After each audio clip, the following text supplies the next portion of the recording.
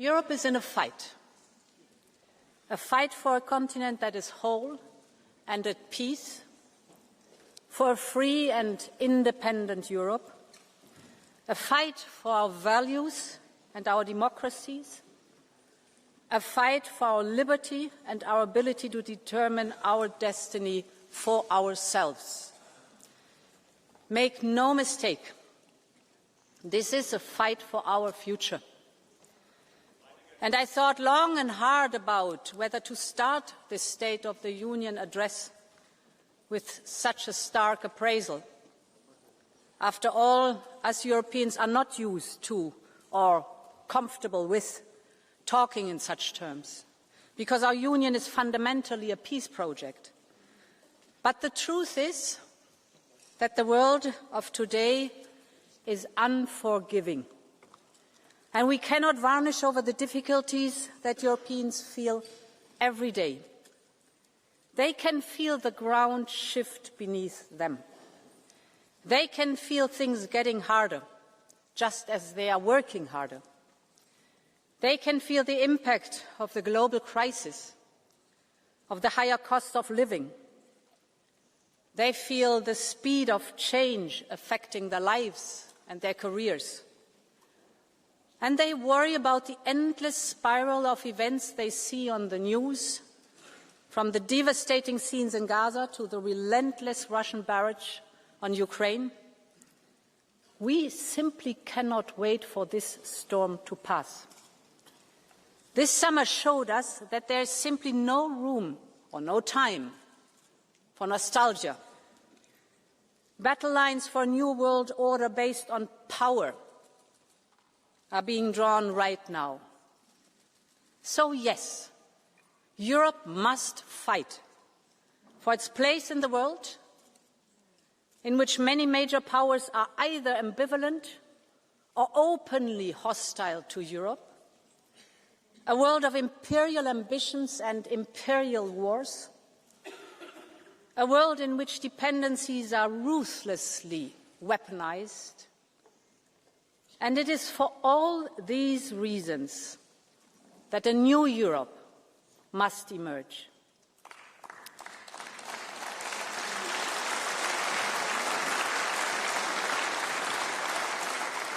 And honourable members, this must be Europe's independence moment. I believe this is our Union's mission, to be able to take care of our own defence and security, to take control over the technologies and energies that will fuel our own economies, to decide what kind of society and democracy we want to live in, to be open to the world and choose partnerships with allies, old and new. Ultimately, it is about having the freedom and the power to determine our own destiny.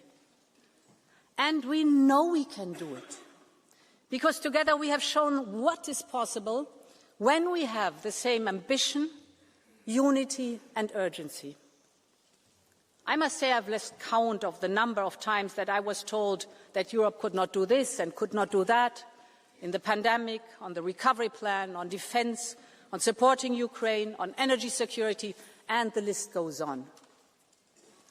Every time Europe stood united and made it. And we need to do the same now. So, honourable members, the central question for us today is a simple one. Does Europe have the stomach to fight? Do we have the unity and the sense of urgency, the political will and the political skill to compromise? Or do we just want to fight between ourselves, be paralysed by our divisions? That is what all of us have to answer. Every member state, every member of this House, every commissioner, all of us. And in my eyes, the choice is very clear. So my pitch today is a pitch for unity. Unity between member states. Unity between European institutions. unity between the pro-European democratic forces of this House.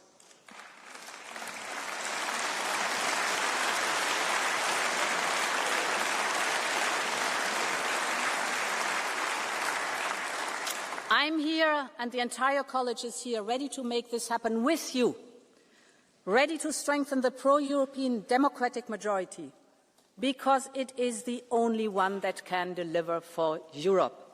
This war needs to end with a just and lasting peace for Ukraine, because Ukraine's freedom is Europe's freedom. The images in Alaska were not easy to digest, but just a few days later, European leaders came to Washington to support President Zelensky and secure commitments. Real progress has been made since then. Just last week, 26 countries in the coalition of the willing said they were ready to be part of a reassurance force in Ukraine or participate financially in the context of a ceasefire. We will continue to support all diplomatic efforts to end this war. But we have all seen what Russia means by diplomacy. Putin refuses to meet President Zelensky.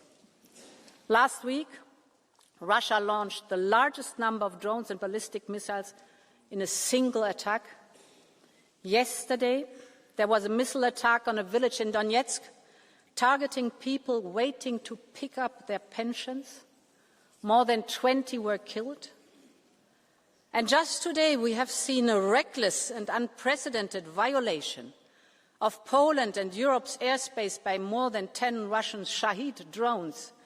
Europe stands in full solidarity with Poland.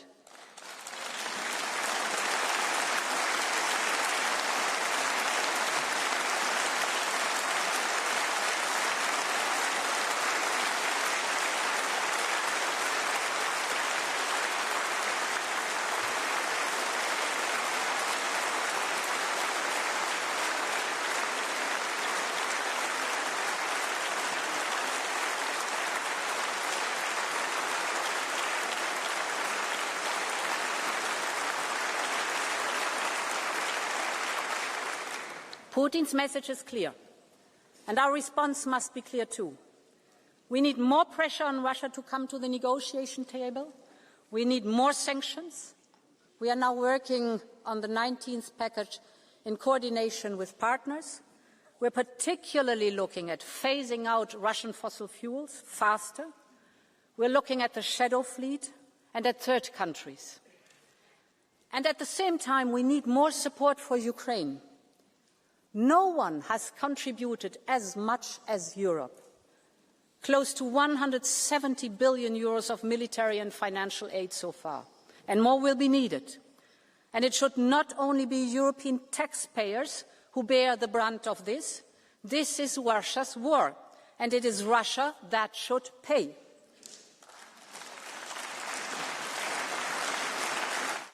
When we talk about independence, we're talking about choosing our destiny. That is what Ukraine is fighting for.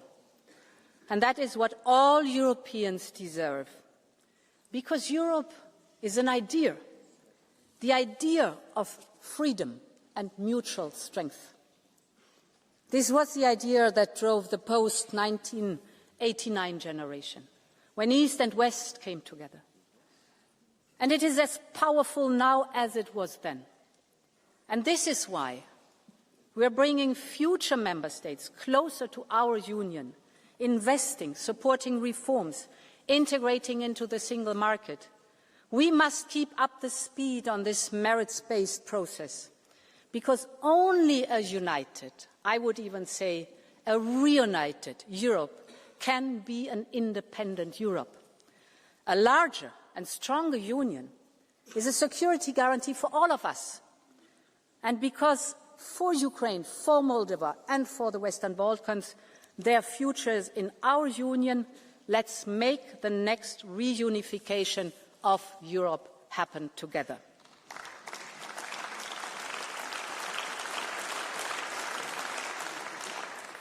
Honourable members, what is happening in Gaza has shaken the conscience of the world.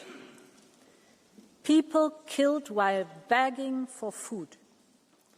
Mothers holding lifeless babies. These images are simply catastrophic. So I want to start with a very clear message. Man-made famine can never be a weapon of war. For the sake of the children, for the sake of humanity, this must stop.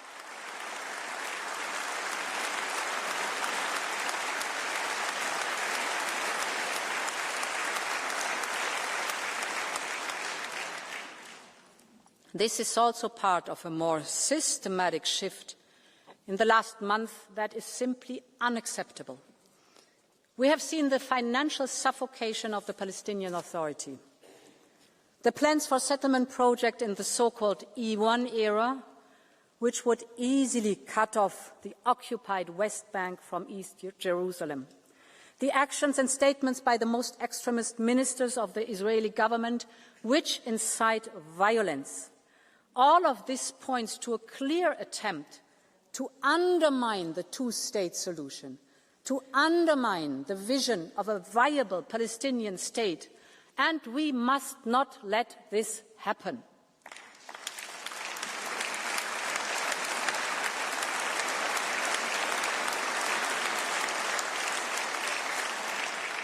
And, honourable member, it truly pains me to say these words, and I know that for many citizens, Europe's inability to agree on a common way forward is equally painful.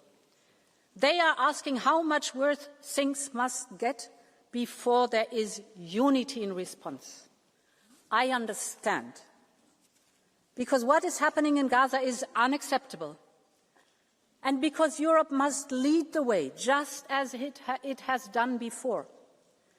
Our financial support and humanitarian aid far outweigh that of any other partner.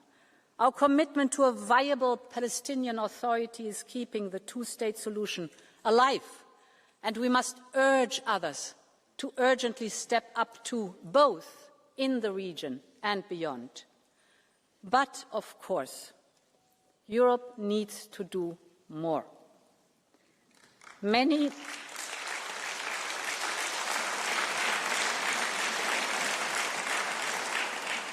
member states have moved ahead on their own. On our side, we proposed to suspend parts of our Horizon funding, but this is stuck without a majority. We must overcome this. We cannot afford to be paralysed. And this is why I will propose a package of measures to carve out a way forward. First, the Commission will do all that it can do on its own. We will put our bilateral support to Israel on hold. We will stop all payments in these areas without affecting our work with Israeli civil society or Yad Vashem. Second, we will make 2 further proposals to the Council. We will propose sanctions on the extremist ministers and on violent settlers.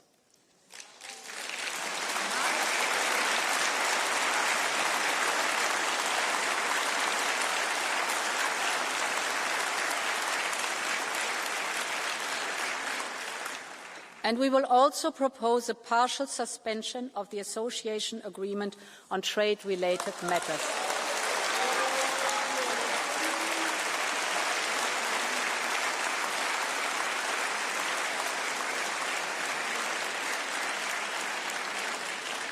I am aware it will be difficult to find majorities, and I know that any action will be too much for one and too little for others.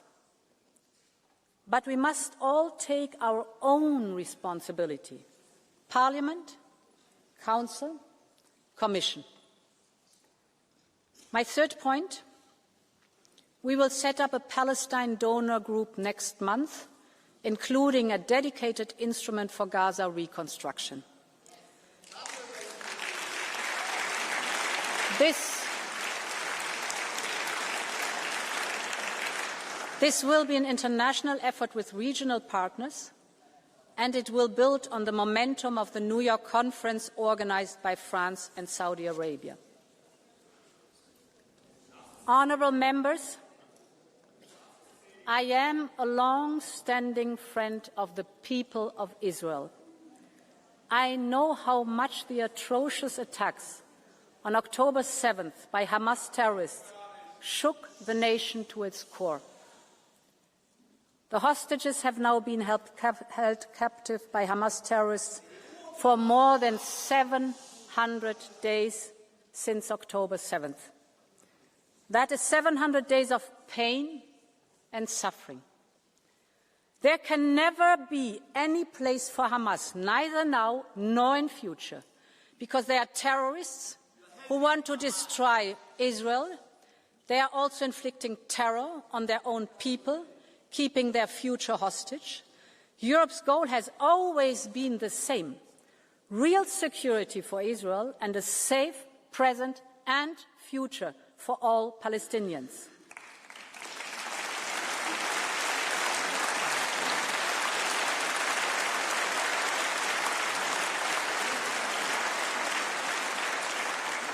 And that means that hostages must be released, that there should be unrestrained access to all humanitarian aid, and that there must be an immediate ceasefire.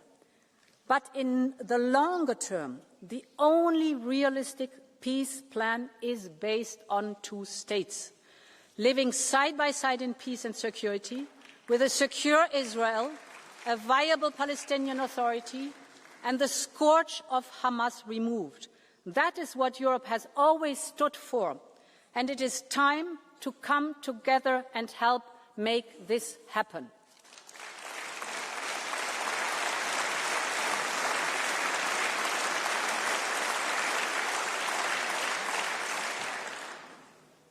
A home is not just four walls and a roof. It is safety. It is warmth. It's a place for family and friends. It is belonging. But for too many Europeans today, home has become a source of anxiety. It can mean debts and uncertainty. The numbers tell a painful truth. House prices are up by more than 20% since 2015. Building permits down by over 20% in 5 years. This is more than a housing crisis. This is a social crisis. It tears Europe's social fabric. It weakens our cohesion, and it also threatens our competitiveness. Nurses, teachers and firemen cannot afford to live where they serve.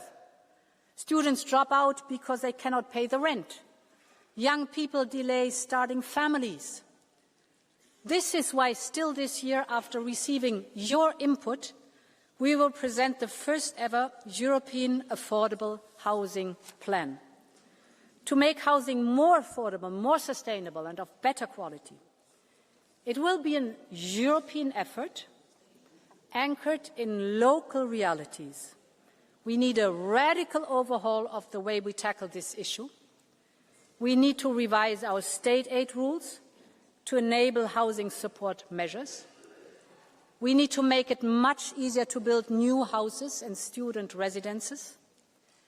And we will also propose a legal initiative on short-term rentals to tackle the remaining issues. So we need all of society, all lawmakers, all stakeholders to come together. And in this spirit, we will convene the first European Housing Summit to ensure it is at the top of our agenda. Honourable Member, housing is a dignity. It is about fairness. It is about Europe's future. 8 years ago, the European Pillar of Social Rights made housing a social right in Europe. So it's time to turn this promise now into reality. Honourable Members, When we talk about competitiveness and independence, we must talk about our relations with the United States. I've heard many things about the deal agreed in summer. I understand the initial reactions, so allow me to be as clear as I can. Our trading relationship with the United States is our most important. We export over 500 billion euros worth of goods every year. Millions of jobs depend on it. And as President of the Commission, I will never gamble with people's jobs and livelihoods. This is why we did a deal to keep market access for our industries. And we ensured that Europe got the best possible deal out there.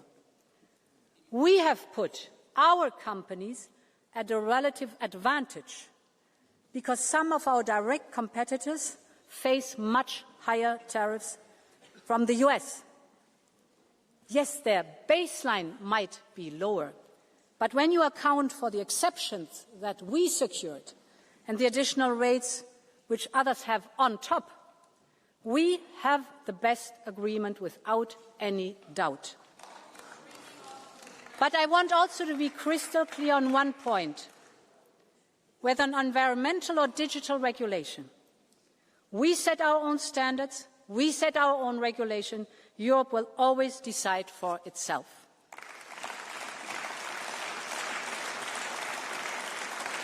And honourable members, I do not believe in tariffs. Tariffs are taxes.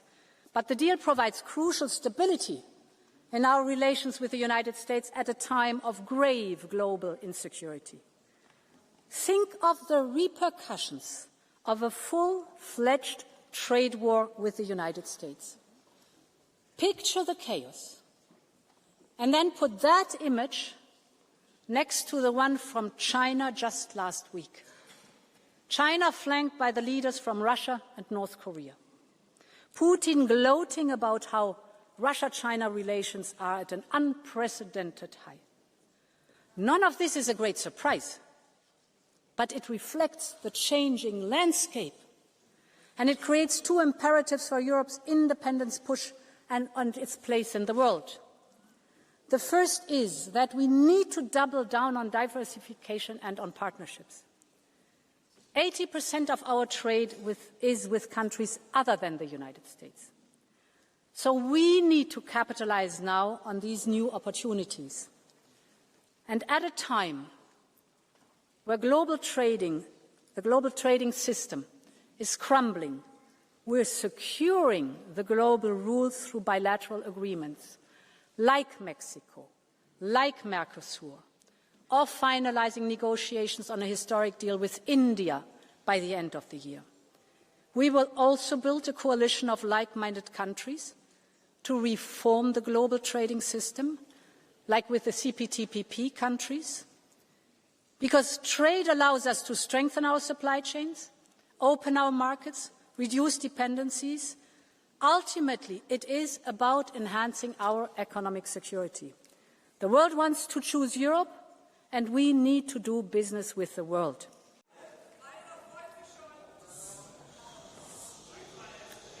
Honourable members, Europe's independence is about protecting our freedoms. And this is very important because these freedoms, this shouting side of the House should listen very carefully.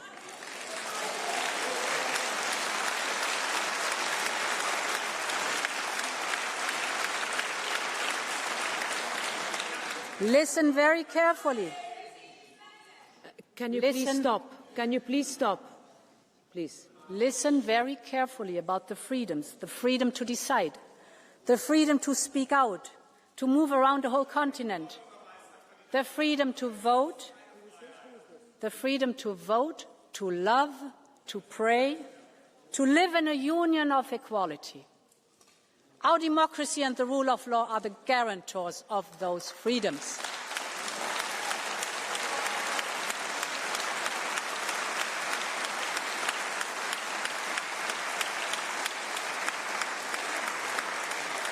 And honourable members, the rise in information manipulation and disinformation, as we hear, is dividing our societies. It is not only eroding trust in the truth, but also in democracy itself. This is why we urgently need the European Democracy Shield. We need more capacity to monitor and detect information manipulation and disinformation. So we will set up a new European Centre for Democratic Resilience. This will bring together the expertise and capacity of member states and neighbouring countries. You obviously are fearing this new centre.